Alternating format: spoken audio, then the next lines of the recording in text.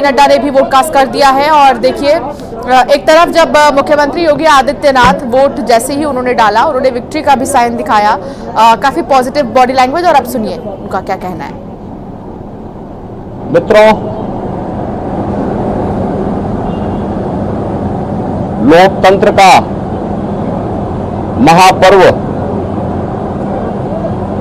लोकसभा चुनाव 2024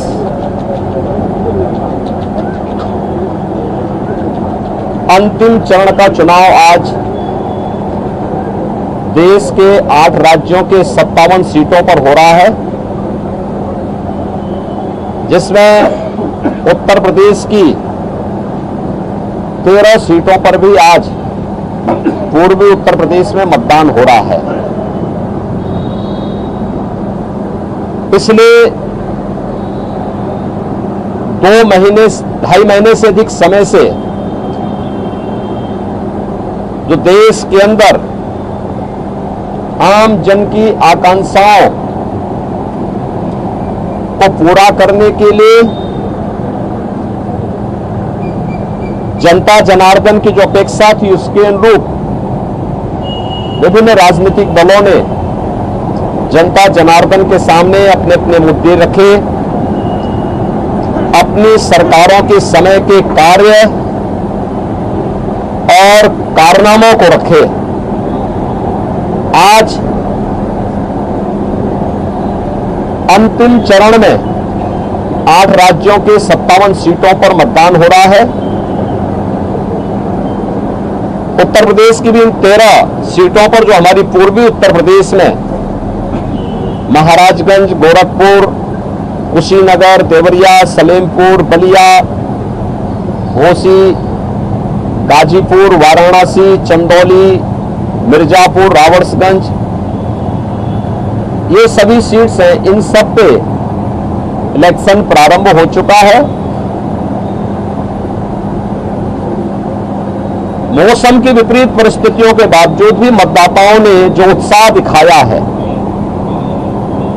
मैं सबसे पहले उन सभी मतदाताओं के प्रति हृदय से आभार व्यक्त करता हूं, जिन्होंने लोकतंत्र के प्रति अपनी आस्था को व्यक्त करते हुए भीषण गर्मी में, टेम्परेचर इस समय 50 डिग्री के आसपास जा रहा है, जो संभवतः कई वर्षों के बाद और कई दशकों के बाद इस प्रकार की स्थिति हम सबको देखने को मिल रही है।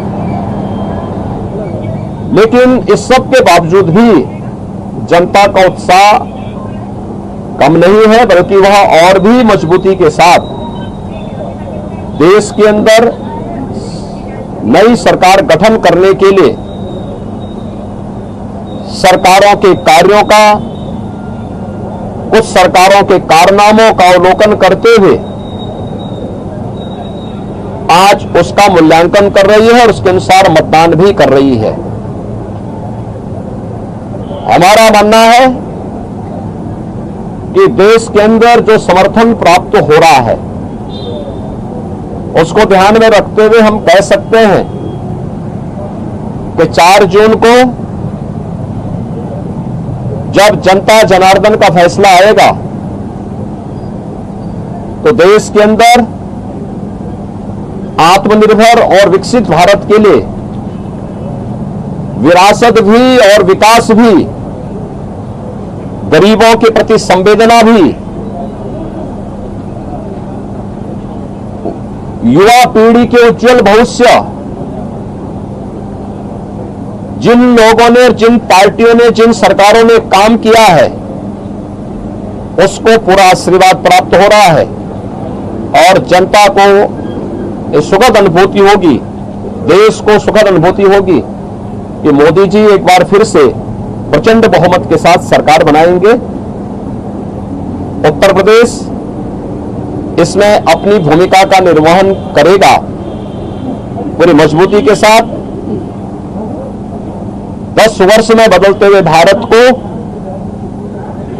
7 वर्ष में डबल इंजन सरकार के द्वारा यहाँ मुझे अपने गांव वासियों से भी, अपने भाई बहनों से भी मिलने का सौभाग्य प्राप्त हुआ।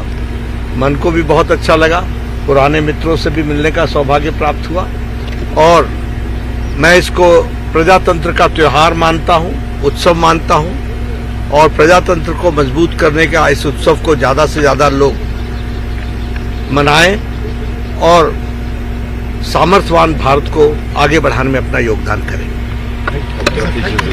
अभी नहीं अब सर पीछे हो जाए। सुनील आजा। को भारतीय जनता पार्टी को पूरे देश के अंदर प्राप्त हुआ है, हो रहा है और आज 7वें चरण में भी पूरे देश के अंदर जो उत्साह देखने को मिल रहा है। अभी प्रातःकाल मौसम बहुत सुहावना है। इस सुहावने मौसम का आनंद लेकर के मैं मतदाताओं से अपील करूंगा कि हमें अब जाति, मत और मजहब से ऊपर उठ करके अपने देश के उज्जवल भविष्य के लिए एक आत्मनिर्भर और विकसित भारत की जिस संकल्पना को मोदी जी ने आजादी के अमृत महोत्सव वर्ष में देशवासियों को दिया है, उसको साकार करने का समय आ गया है, जिससे भारत आज जो देश की सबसे बड़ी, दुनिया की सबसे बड़ी उभरती हुई अर्थव्यवस्था है, यह आगामी 3 वर्ष में दुनिया की तीसरी बड़ी अर्थव्यवस्था 2047 तक भारत को दुनिया के विकसित देशों की श्रेणी में खड़ा करके हर एक नागरिक के जीवन में खुशहाली लाने के लिए कार्य किया जा सके। जनता जनार्दन का आशीर्वाद इस दृष्टि आज भारतीय जनता पार्टी को प्राप्त हो रहा है और हमें पूरा विश्वास है कि 4 जून को फिर एक बार मोदी सरकार प्रचंड बहुमत के साथ आकर के आत्मनिर्भर विकसित भारत की संकल्पना को साकार करने का कार्य करेगी। देखिए, प्रधानमंत्री जी ने अपने 2.5-3 महीने के व्यस्त दिनचर्या में से कुछ समय, यद्यपि उनका पूरा जीवन भारत माता के लिए समर्पित है, बिना रुके, बिना डिगे, बिना झुके उन्होंने 10 वर्षों से भारत की सेवा की है और देश के हित को सर्वोपरि मानते हुए दुनिया के अंदर भारत का सम्मान बढ़ाया है। मोदी जी की यह आराधना एक आध्यात्मिक आराधना, यह आध्यात्मिक आराधना राष्ट्र आराधना है। भारत माता के इस चरणों में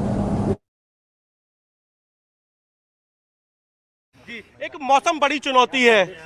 देखिए, इसे कहते हैं कि सात्विक विचारधारा और सनातन परंपरा में आस्था रखना। आज आप देख रहे हैं कि 1 जून को जहाँ पर हाई था टेम्परेचर, लेकिन प्रभु ने आज कल क्या बदली है, ऊपर देखिए पूरा बदली है। यह सनातन परंपरा में मोदी जी का आस्था है, उसका आशीर्वाद है। विपक्ष उनके लगातार जो पूजा कर रहे हैं उस पर आप देखिए ना, सनातन परंपरा कितनी आस्था है कि भगवान ने आज काशी के अंदर कर रखा है बदली। जी ये 13 लोकसभा में चुनाव हो रहा है, वहाँ बदली कर दिया है।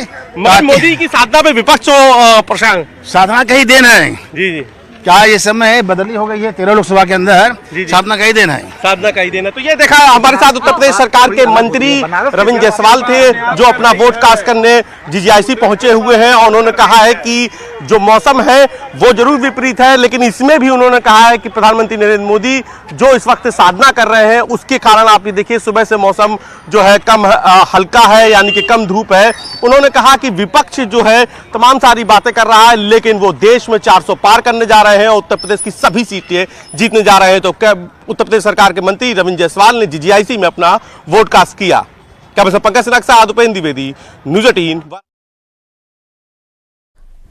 तो रविंद्र जायसवाल को भी आप सुन रहे थे, उनका क्या कहना था और उन्होंने जिक्र किया प्रधानमंत्री की ध्यान साधना का भी उन्होंने जो है जिक्र किया है। और विधायक भी है रविंद्र जायसवाल। बनारस की अगर बात करें तो वाराणसी के अंतर्गत जो 5 विधानसभा की सीटें आती हैं और जब विधानसभा के चुनाव भी हुए थे तो उस वक्त भी रविंद्र जायसवाल ने बम्पर जीत हासिल की थी और अभी मंत्री भी हैं यूपी सरकार में वो। और उन्होंने कहा कि देखिए आज मौसम भी साथ दे रहा है, ऐसे में वोटरों को घर से बाहर निकलने की जरूरत है, ज्यादा से ज्यादा वोट डाले वोटर्स। बिल्कुल। और जैसा कि आपको मालूम है कि आज 8 प्रदेश हैं और इसमें उत्तर प्रदेश भी शामिल है और ऐसा कहा जाता है अंशिका कि अगर आपको दिल्ली में राज करना है और केंद्र में राज करना है तो आपको उत्तर प्रदेश को मजबूत करना होगा, उत्तर प्रदेश में अपनी स्थिति मजबूत करने की होगी। और अगर उत्तर प्रदेश में आपको कब्जा करना है तो आपको पूर्वांचल की हवा का रुख अपनी तरफ करना जरूरी हो जाएगा। एक छोटे से